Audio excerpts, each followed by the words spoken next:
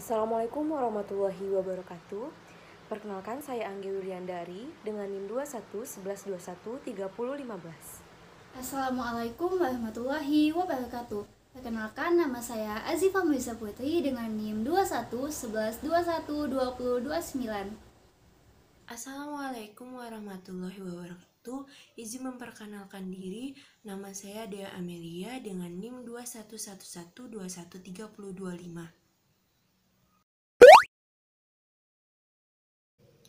Pada tahun 2017, masyarakat Bali pernah dihebohkan oleh kasus meningitis babi yang mencatat lebih dari 42 kasus hanya di Kabupaten Badung saja. Meningitis babi atau meningitis Streptococcus suis adalah peradangan pada selaput otak dan saraf tulang belakang yang diakibatkan oleh infeksi dari bakteri Streptococcus suis.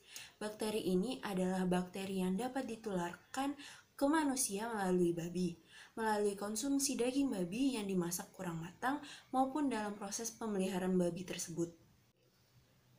Penularan bakteri Streptococcus suis dapat terjadi melalui kontak langsung antara manusia dengan babi yang terinfeksi, maupun melalui konsumsi daging babi yang tidak matang sempurna. Luka kecil pada bagian tubuh saat melakukan penanganan terhadap babi yang menderita infeksi Streptococcus suis dapat menyebabkan penularan ke manusia tersebut. Bakteri penyebab meningitis suis ini menyebar secara hematogen sampai ke selaput otak, misalnya penyakit faringitis, tonsilitis, dan pneumonia. Masuknya organisme melalui sel darah merah pada blood-brain barrier.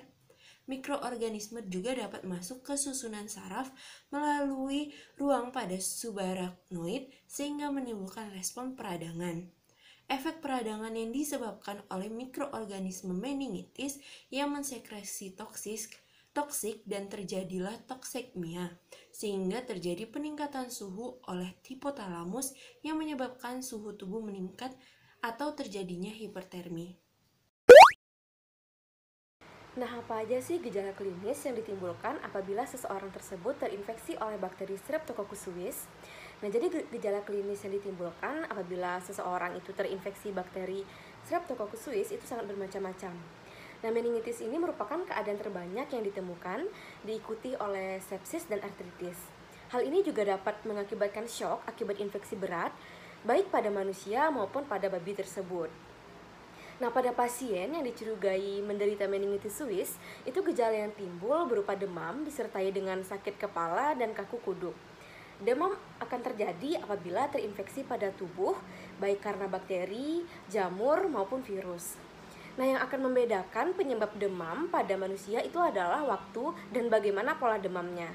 Sehingga diperlukan pengamatan terhadap kondisi pasien apabila sudah mulai merasakan gejala demam. Nah, sedangkan sakit kepala dan kaku kuduk itu adalah keadaan yang terjadi akibat terdapat rangsangan pada selaput otak. Hal yang terjadi apabila infeksi bakteri sudah dapat menembus selaput tersebut. Penanganan pada infeksi akibat bakteri ini sama dengan penanganan akibat infeksi pada umumnya. Penggunaan antibiotik dengan dosis dan pemberian yang tetap akan dapat menyembuhkan penyakit ini. Lalu, obat-obatan lain yang dapat juga digunakan tergantung dengan gejala apa yang ditimbulkan. Jadi, akan dilakukan pengobatan untuk menghilangkan penyebab infeksi dan juga untuk mengurangi gejala penyakit yang ditimbulkan.